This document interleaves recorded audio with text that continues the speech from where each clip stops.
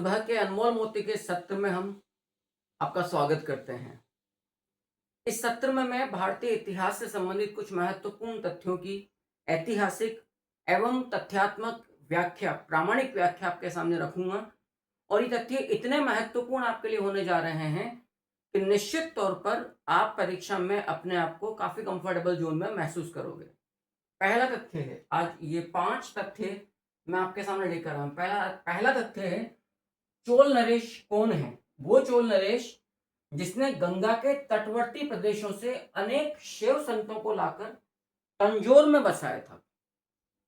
आपको उस चोल नरेश का नाम बतलाना है जिसने गंगा के तटवर्ती प्रदेशों से अनेक शैव संतों को लाया, निमंत्रण दिया और लाकर तंजौर में बसाया। आइएगा, देखिएगा। इस चोल शासक का नाम है राजेंद्र प्रथम। याद रखिएगा, राजेंद्र प्रथम प्रसिद्ध चोल शासक था और इसने अनेक शैव संतों को, आप लोग जानते हैं, और इस वीडियो को सुनकर आप जितना नोट कर सकते हो करिएगा। दक्षिण भारत में शैव संतों को नैनार के नाम से भी जाना जाता था और वैष्णव संतों को अलवार के नाम से जाना गया है। राजेंद्र प्रथम ने गंगा के तटवर्ती प्रदेशों से, यानी कि उत्तरी भारत, पूर्वी भारत से अनेक शैव संतों को लाया जिन्हें दक्षिण भारत में नैनार कहा गया और बसाया। राजेंद्र प्रथम का जो शासन काल है वो 1014 ईस्वी से 44 ईस्वी तक, अर्थात कुल 30 वर्षों का रहा है। राजेंद्र प्रथम को कडार कोंड, कोंड माने विजेता, मुदिकोंड पंडित चोल एवं गंगे कोंड भी कहा गया। गंगे कोंड गंगा प्रदेश का विजेता। राजेंद्र प्रथम को महान पिता का महान पुत्र भी कहा जाता है एवं दक्षिण भारत का नेपोलियन, विंसेंट ऑर्थर स्मिथ के अनुसार भी बोला जाता है। राजेंद्र प्रथम का जो शासन काल है वो चोल साम्राज्य का चरमोत्कर्ष काल कहलाता है, संपूर्ण चोल साम्राज्य का। और राजेंद्र प्रथम एकमात्र चोल नरेश था जिसने किसी विदेशी शासक से सहायता मांगी थी। राजेंद्र प्रथम की उपलब्धियों में संपूर्ण श्रीलंका को जीतकर जो श्रीलंकाई नरेश महेंद्र पंचम था उसे बंदी बनाकर चोल राजधानी तंजौर में लाने का भी हमें उल्लेख प्राप्त होता है। राजेंद्र प्रथम ने पांड्यों एवं चेर जो केरल प्रदेश था, वहां का राजवंश, तो राजेंद्र प्रथम नामक चोल नरेश ने पांड्य राजवंश एवं चेर अथवा केरल राज्य को जीतकर एक संयुक्त प्रांत भी बनाया था। पवित्र गंगा जल की प्राप्ति हेतु ही उसने उत्तर भारत में गंगा प्रदेश को जीता, इसलिए गंगे कोंड कहलाया। कोंड माने विजेता, गंगा घाटी का विजेता। संभवतः इसी अभियान के दौरान वो पूर्वी भारत से, गंगा के तट के आसपास के इलाके से अनेक शैव संतों को अपनी राजधानी तंजौर में लेकर आया था। संपूर्ण चोल इतिहास का प्रथम पश्चिमी अभियान राजेंद्र प्रथम के खाते में ही जाता है जब उसने अरब सागर में स्थित, याद रखिएगा, सदीमंतीब नामक द्वीप को जीता था। राजेंद्र प्रथम के काल की ये बड़ी प्रसिद्ध घटनाएं हमारे सामने आती है। आइएगा, दूसरा महत्वपूर्ण प्रश्न हम देखते हैं। आज का महत्वपूर्ण दूसरा सुबह का जो मोती आप कह सकते हो, उत्तर तथा दक्षिण के शैव सिद्धांतों में समन्वय किन किन चोल नरेशों के काल में हुआ था? उत्तरी भारत एवं दक्षिण भारत के शैव सिद्धांतों में, शैव सिद्धांत जो शैव के उपासक हैं, दक्षिण भारत में इन्हें नयनार भी कहा गया है। तो किन किन चोल नरेशों के काल में ये समन्वय हमें उत्तरी भारत और दक्षिण भारत की शैव परंपरा में देखने को मिलता है? इसका सही उत्तर है पिता पुत्र की जोड़ी, राजराज प्रथम एवं राजेंद्र प्रथम। याद रखिएगा, राजराज प्रथम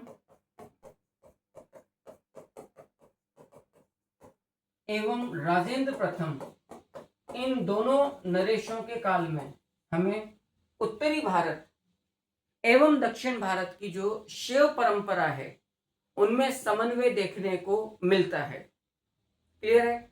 हम तीसरा आज का महत्वपूर्ण तथ्य आपके सामने लेने जा रहे हैं। सुबह का अनमोल मोती, तीसरा तथ्य, किस चोल स्त्री ने एक ही स्थान पर शैव यानी कि नयनार वैष्णव यानी कि अलवार तथा जैन मंदिरों का निर्माण करवाया था। बड़ा महत्वपूर्ण तथ्य है। कौन स्त्री है? किस चोल नरेश की पुत्री थी? नैनार, अलवार नैनार शिव उपासक, अलवार वैष्णव उपासक एवं जैन जो उपासना केंद्र मंदिर उनका निर्माण करवाया था। इस स्त्री का नाम है, याद रखिएगा, कुंदवा देवी। कुंदवा देवी जो कि चोल नरेश राज प्रथम की राजकुमारी थी, याद रखिएगा। कुंदवा देवी चोल नरेश राज प्रथम की पुत्री थी, राजकुमारी थी। उसने, इस चोल राजकुमारी ने नैनार, अलवार यानी कि शिव उपासक, वैष्णव उपासक एवं जैन मंदिरों का निर्माण एक ही स्थान पर करवाया था। अगला महत्वपूर्ण तथ्य आज का सुबह का अनमोल मोती। किस दक्षिण राजवंश के काल में वैष्णव अलवारों का स्थान आचार्यों ने ग्रहण कर लिया? मैंने अभी कहा दक्षिण भारत में जो वैष्णव संत थे वो अलवार कहलाया करते थे, वो अलवार कहलाया करते थे, और जो शैव संत थे वो नैनार कहलाया करते थे। तो दक्षिण भारत का वो महत्वपूर्ण राजवंश कौन सा है जहां पर वैष्णव अलवारों को आचार्य बोला गया? याद रखिएगा, ये राजवंश और कोई नहीं अपितु चोल राजवंश ही है। क्लियर? तंजौर स्थित बृहदेश्वर मंदिर का निर्माण चोल शासक राजराज प्रथम द्वारा करवाया गया था। अच्छा, ये तथ्य अधूरा रह गया, मैं लिख देता हूं यहां पर, याद रखिएगा। तंजौर स्थित बृहदेश्वर जो मंदिर है, राजराजेश्वर मंदिर या बृहदेश्वर मंदिर जो था, इसका निर्माण चोल शासक राजराज प्रथम के द्वारा करवाया गया था। लेकिन अधूरी बात रह गई, लिखना भूल गया मैं लिख देता हूं। इस मंदिर का, इस विश्व प्रसिद्ध मंदिर का जो यूनेस्को की विश्व धरोहर सूची में जिसे गिना जाता है, विश्व धरोहर सूची में, का मुख्य वास्तुकार असल में कौन था? मुख्य वास्तुविद या मुख्य वास्तुकार कौन था? मैं लिख देता हूं यहां पर,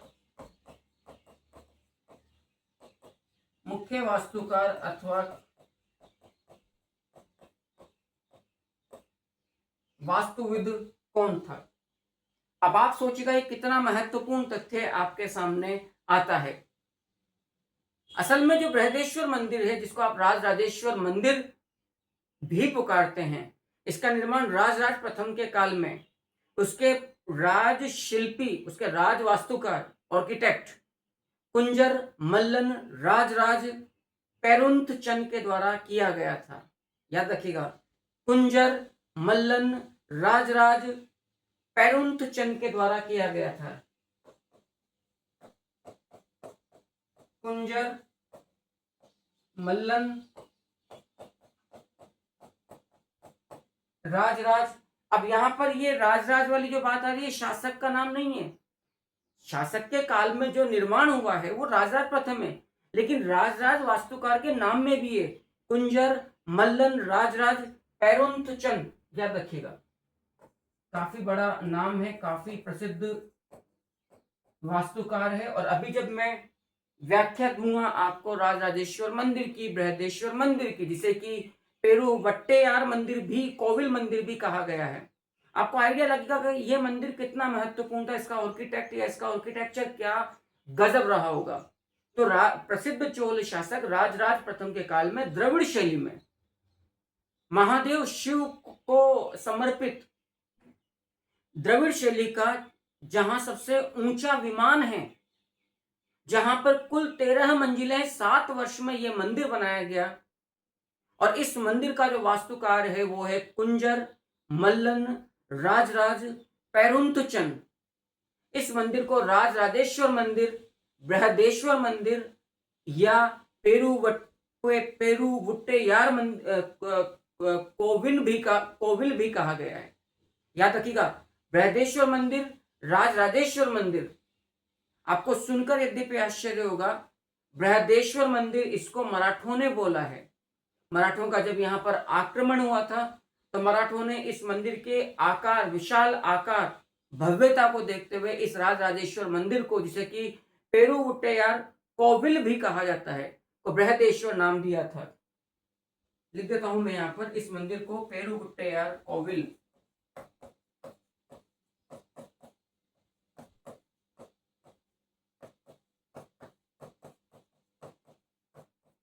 पेरुवुट्टैयार कोविल के नाम से पुकारा गया है और ये संपूर्ण भारत का सबसे बड़ा और सबसे लंबा मंदिर है।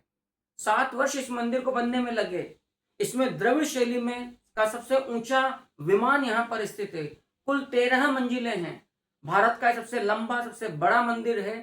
ये शिव को समर्पित मंदिर है और ये यूनेस्को की विश्व धरोहर सूची के अंदर भी ये मंदिर आता है। याद रखिएगा, यहाँ का जो प्रसिद्ध शिव का जो रूप अवतार नजर आता है वो नटराज है। पर्सी ब्राउन ने एक बहुत अच्छी बात इस मंदिर के लिए कही है। इसका विमान जो है वो द्रविड़ शैली की सर्वोत्तम रचना ही नहीं, अपितु इसको संपूर्ण भारतीय स्थापत्य कला की सर्वोत्तम कसौटी भी कहा जा सकता है। यह दुनिया का एकमात्र मंदिर है, संपूर्ण दुनिया का, संपूर्ण विश्व का एकमात्र मंदिर है जो पूरी तरह से सबसे कठोर पत्थर, काले ग्रेनाइट से बना हुआ है। ये वर्ल्ड हेरिटेज जो लिस्ट होता है यूनेस्को का, विश्व धरोहर सूची, उसमें भी इसको दर्ज किया गया है। ऐसा माना जाता है कि चोल नरेश राजराज प्रथम को स्वप्न में देवी प्रेरणा से आदेश मिला था कि आपको इस तरह का शिव को समर्पित एक मंदिर बनवाना है। इसका मूल नाम तो राजराजेश्वर मंदिर है। मैंने आपको बताया कि इसको पूरे वट्टैयार कोविल के नाम से पुकारा जाता है, लेकिन जब मराठों ने यहाँ पर आक्रमण किया तो मराठों ने इसके आकार को देखते हुए इसे बृहदेश्वर मंदिर या बृहदीश्वर मंदिर का भी नाम दिया था। और ये इस मंदिर की सबसे विशिष्ट रहस्यमयी बात क्या है? मैंने अभी कहा कि चूंकि इसका जो विमान है वो संपूर्ण भारत का सबसे ऊंचा द्रविड़ शैली का विमान है। इसके शिखर पर जो गुंबद है, इसकी परछाई जमीन पर नहीं पड़ती है। सबसे बड़ी मिस्ट्री, सबसे बड़ा रहस्य है। मैं उम्मीद करता हूं कि इस सत्र में दिए गए आज की सुबह के अनमोल मोती आपको बेहद पसंद आए होंगे। प्लीज आप कमेंट करके अवश्य बताइएगा। आपके कमेंट्स, आपका फीडबैक मेरे लिए सबसे बड़ी प्रेरणा रहेगी कि मैं आगे भी इसी प्रकार से नए नए रोचक तथ्यों की श्रृंखला आपके सामने प्रस्तुत करता रहूं, सुबह के अनमोल मोती के रूप में। नमस्कार।